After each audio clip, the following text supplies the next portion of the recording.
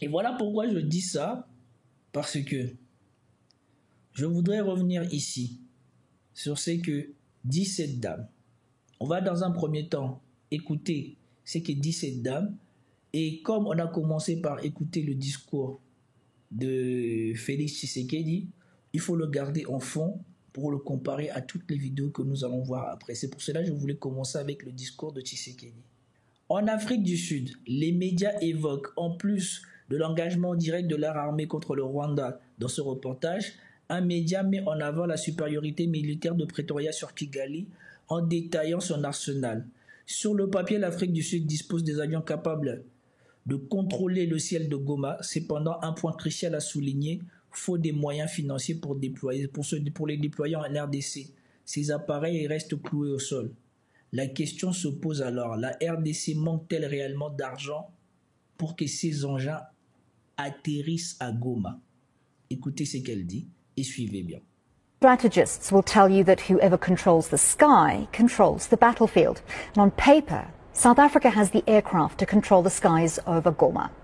Now, this is the Gripen fighter plane. It's a fourth-generation fighter plane. It's one of the deadliest planes in the African sky. It can fly at twice the speed of sound and is well suited for such a mission. Now, South Africa also owns a fleet of the Rooivalk attack helicopters. It's a South African-built gunship that has proven itself in battle, including against the M23 back in 2013. However, neither the Gripen nor the Rooivalk was deployed because there was not enough money to service them, and they're currently grounded. Now, the Rwanda Air Force has only a combat squadron of helicopters built by Russia. That's the Russian-built Mi-24 and then the more modern Mi-35. But since Rwanda denies involvement in the conflict, these aircraft have not been used in the battle. Now, the M23 rebels are allegedly using sophisticated Chinese-made surface-to-air missiles. Now, a year ago, reports surfaced of such a missile being fired at a UN observation drone. According to the same report, it was unlikely a rebel group would be able to obtain, operate or maintain such a system. Now, both the M23 rebels as well as the DRC army are reportedly also using... Voilà. Donc ici, nous avons une journaliste sud-africaine qui détaille l'armement que dispose son pays et les armements que dispose le M23. Et on vous dit que en l'état actuel, l'armée sud-africaine est mieux équipée que l'armée rwandaise, qui est l'une des meilleures armées du continent. Que l'armée sud-africaine n'a pas de problème à mettre à disposition ces appareils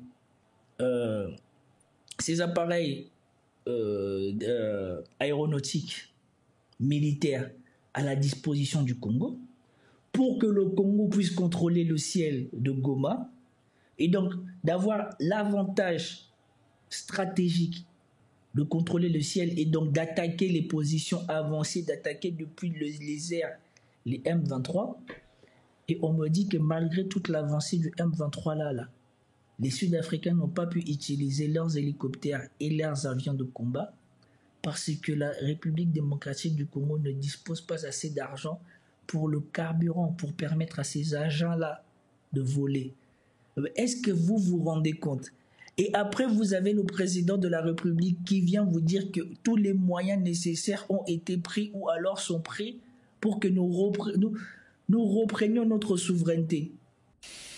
Tout en restant fermement résolus à défendre notre territoire et notre souveraineté par tous les moyens nécessaires.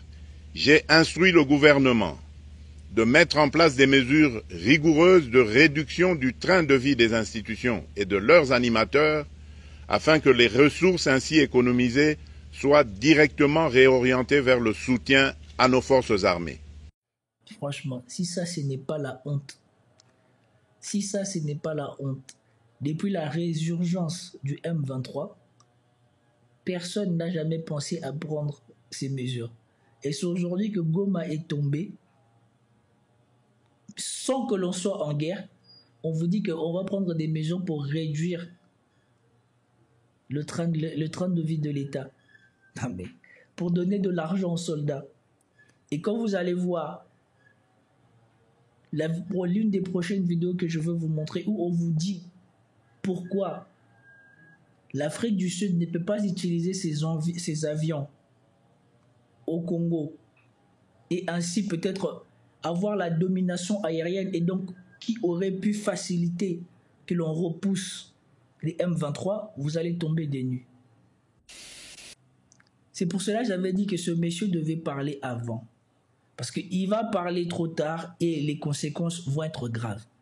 Donc on aurait pu enrayer l'avancée du M23 depuis, si juste il aurait signé un ordre exécutif que on gèle toutes les dépenses inutiles de l'État, particulièrement les dépenses du train de vie de l'État, pour qu'on donne suffisamment de carburant et d'argent pour financer les vols. On n'a même pas dit armement, hein. On a dit les vols pour que ces appareils-là volent. Donc ça veut dire pour donner du kérosène à ces appareils-là. On n'a pas été foutu de faire ça. Et maintenant, on vient constater que le M23 est presque arrivé à ses fins puisqu'elle a pris Goma, elle a pris quasiment la totalité du Nord Kivu. Le président vient vous dire que tout a été mis en place ou tout sera mis en place pour reprendre notre souveraineté. Mais maintenant, les avions vont venir bombarder où? Dans Goma, puisque les M23 maintenant qui sont dans Goma, ça va être plus difficile de les sortir de Goma par les combats que quand ils n'étaient pas encore arrivés. Ensuite, elle vous dit que les M23 utilisent des trucs des trucs d'infanterie qui tirent des missiles chinoises qu'ils n'ont ni les moyens de maintenir et d'utiliser en temps normal. Parce que ça s'achète par l'armée. Ils n'ont pas les moyens de garder ces choses-là fonctionnelles. Et donc, il vous détaille aussi de quoi est fait les forces aériennes ou de quoi est équipé le Rwanda. Le Rwanda ne dispose que des hélicoptères. Et on vous dit, puisque le Rwanda dit que ce n'est pas elle qui soutient les M23, elle ne peut pas déployer ses hélicoptères au Congo. Parce que là, ça serait la preuve encore plus flagrante de son implication dans ce conflit. Et donc, tout ce temps où les M23, ils ont avancé comme ça, moi je croyais même qu'ils avaient l'avantage des airs, ils ont avancé sans avoir un appui aérien. Tandis que nous qui avons des alliés, qui avons des avions, on est incapable de les bombarder pendant qu'ils avancent. Et ensuite, les M23 disposent des équipements qu'ils ne sont pas censés avoir et surtout qu'ils ne peuvent pas assurer la maintenance. Parce qu'on vous rappelle que ce n'est pas comme si ils avaient des garages, ils avaient des techniciens ou quoi que ce soit. Donc s'ils ont cet armement-là, il faut bien que ça soit entretenu quelque part. Et vu que avant ça, ils étaient dans la forêt, c'était probablement entretenu par les Rwandais.